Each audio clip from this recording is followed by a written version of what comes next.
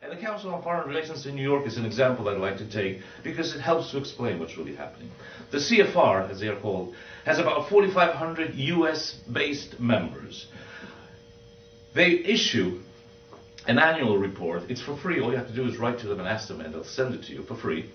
And amongst other things, at the very end of the book, they will give you the full list of the 4,500 members. It's in beautifully alphabetical order. And when you start looking at the list, you say, well, a lot of names I know.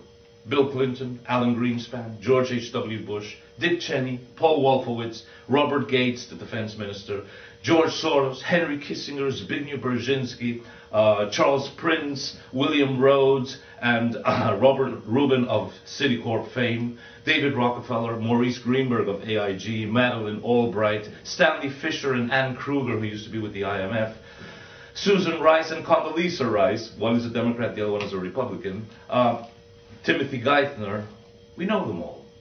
Henry Paulson, James Wolfenson, Lawrence Summers, Paul Volcker, former governor of the Federal Reserve Bank. However, most of those 4,500 people, at least in Argentina, we haven't a clue who they are. But I took the trouble, and a lot of people have, of trying to find out who are these people. And when you look at who are these people, you find that you have the key decision makers and the key people running the 500 largest corporations in America, the Fortune 500, the major banks, the ones who actually receive your dollars and they give it back, maybe, the major multilateral organizations like the IMF, the World Bank, and other such organizations, and the people running them, Stanley Fischer, Ann Kruger, Robert Zoellick at the World Bank, the Federal Reserve Board in the United States, which is running the US dollar, the major universities as far as economic and political science are concerned, Yale, Princeton, Harvard, Chicago, MIT, and so forth. The multimedia telling you what's news and what is not news, and when they tell you something is news, how they're going to deliver it. ABC, CBS, NBC, CNN, Fox News, and so forth. And very important, the key job posts in government, in the federal government, in the state governments, Congress, and so forth. Systematically over the past 60 years, the president or vice president, the Secretary of State, the Secretary of the Treasury, the intelligence community, the key embassies abroad, the Defense Secretary, and other such key posts have always been covered. They've always been in the hands of people coming from the CFR. It doesn't matter whether they're Republicans or Democrats. This works in a many of these people have multi-memberships. They are also members of the Trilateral Commission. They are also members of the RAND Corporation, the Cato Corporation, the Brookings Institution, the Bilderberg Groups, naturally, and so forth. If I were to describe to you the wheel of power in this world, I think you would agree that we could take, say, 6 spikes of power, which are the ones I just mentioned: corporate America, financial institutions, multilateral agencies running the system as a whole, Ivy League universities, the multimedia, and government. And you would say, well, these 6 spikes, why does the wheel of power on a global basis turn in the direction that it does towards this horrendous world government that we are about to see, and not in a more kinder, gentler direction? Well, basically because that wheel of power is driven from a hub.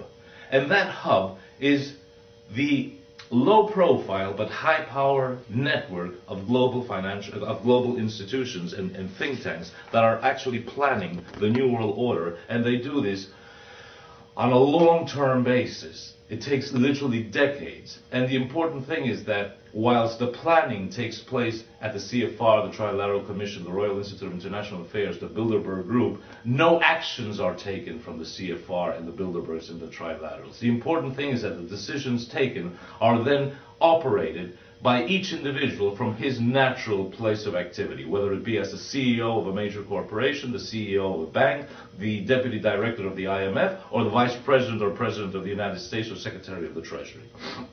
Look, the best way to describe this would be with a simile. This functions like a symphony orchestra. Many of you, I certainly do, probably have heard Beethoven's Ninth Symphony, the Chorale Symphony. And you probably, if you go to the theater, you will find when you go to the theater that there are first violins, 16 of them, second violins, violas, cellos, basses, woodwind instruments, brass or the metal instruments, percussion, a chorus of singers, and 4 soloist singers. Perhaps there are 200 people on stage, each of them talented and ready to generate the sound, whether it be from the violin, from the trumpet, or from his own voice, to start putting together and making Beethoven's Ninth Symphony a reality. But there is one special exception to this. It's a gentleman who appears on stage with his back to the audience, with a little stick in his hand, and he starts directing, and he makes no noise, no sound whatsoever. But he is the one who stands in the middle and hears the entire mass of music, and he knows that the violins have to sound a little bit stronger, that the brass has to play it down a little bit, and if there is any small mistake or small error on the part of any of the singers, he brings it all together. He is the man who ensures that the entire mass of sound coming out of the orchestra pit and out of the chorus and out of the singers is exact, balanced, perfect, the way it should be. But he is not doing it because he's a dictator or according to his own whim. He is doing it based on a piece of paper called a musical score, which in this case is Beethoven's Ninth Symphony in D minor, the chorale. And he is doing this based on that score, and that score was not written yesterday. That score was written by Ludwig van Beethoven in 1825. So look at that. We're hearing the orchestra play music that was composed 180 years ago.